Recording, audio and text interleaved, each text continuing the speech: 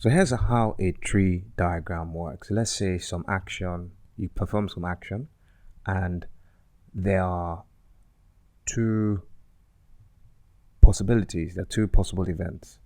For instance, let's say you flip a coin. You can either get heads or tails. So in that same vein, let's say we carry out some action and there are two possible events. And let's call the event A and event B. So event A and B. Okay. So if I carry out the action the first time, I can either get A or B. If I carry out the action the second time, I can either get A or B. So I can draw a tree diagram as follows. Now the first time I carry out the action, event A is a possibility and event B is another possibility. So I'm using branches to represent these two possibilities. So this is a simple tree diagram because you carry out an action once and you have two possible events as the outcome, simple events.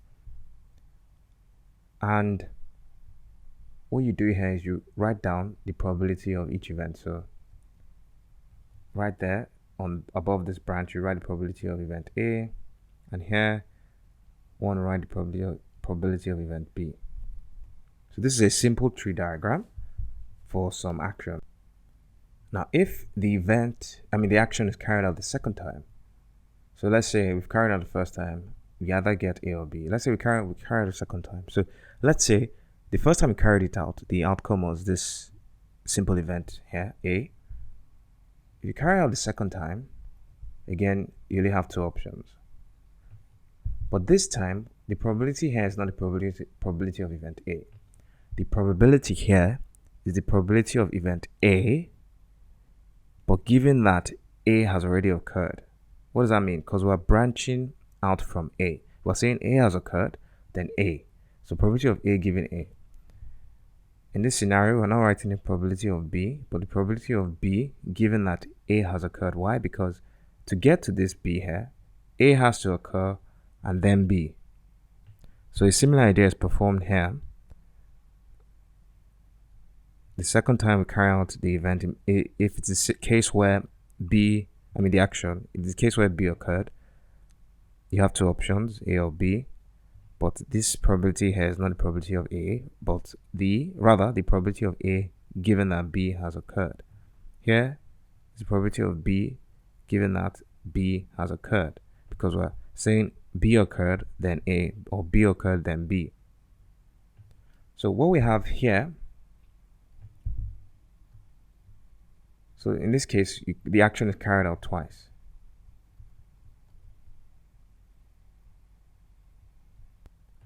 I'm going to draw the tree diagram again, and I'm going to be a bit more specific now. So we have an action, and the first time we perform it, there are two possibilities: event A occurring or event B occurring. The second time we perform the action, so let's say the first time A occurred, we have two possibilities again, event A and event B. Again, the second time we perform the action, if B occurred the first time, we have two possibilities, A and B. Now this A will be A the first time, and this A is A the second time. This B is B occurring the second time. This is B occurring the first time. This is A occurring the second time, and this is B occurring the second time.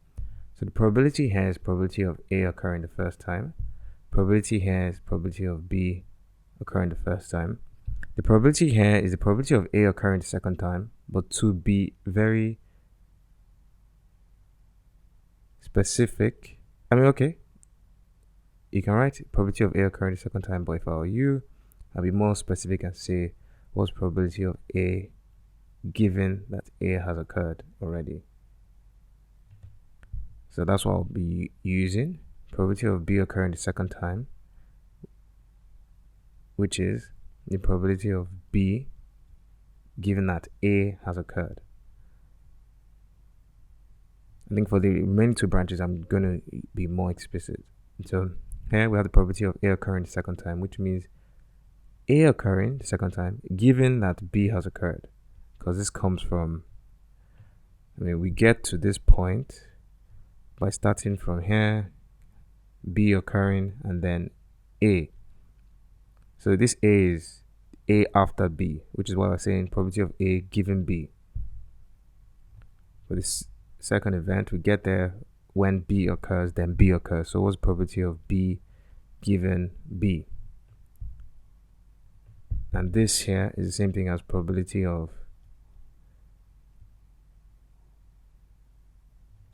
A the second time, but given B. So here it makes sense to abandon this definition. Abandon that definition because it's not clear enough. It just says B occurring the second time. It doesn't tell you whether A has occurred first or B.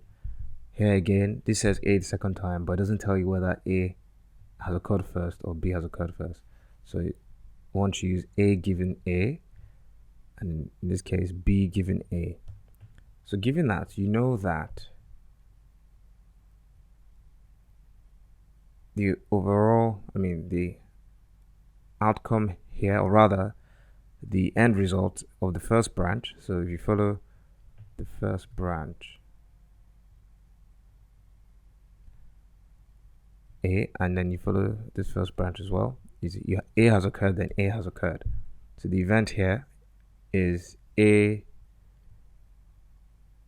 use black,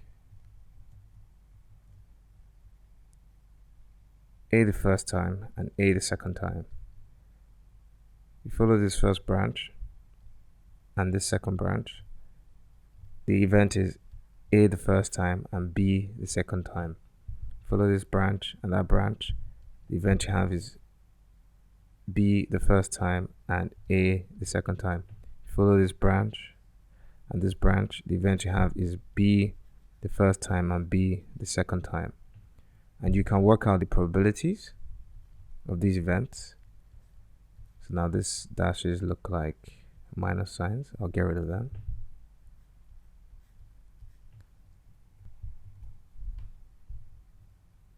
So this is actually where the tree diagram comes in handy, because what we're saying is two events were performed, two actions, an action was performed twice.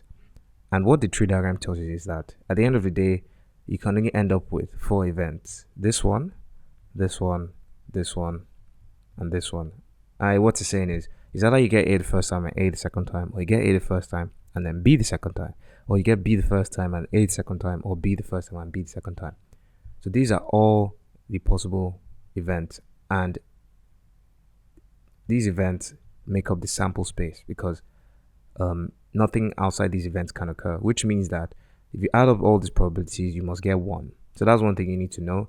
At the end of, if you follow all the pathways to the end of the tree diagram along the branches, you end up with events. The probabilities of all such events must add up to 1. So the probability of this plus this plus this plus this must be 1. Keep that in mind.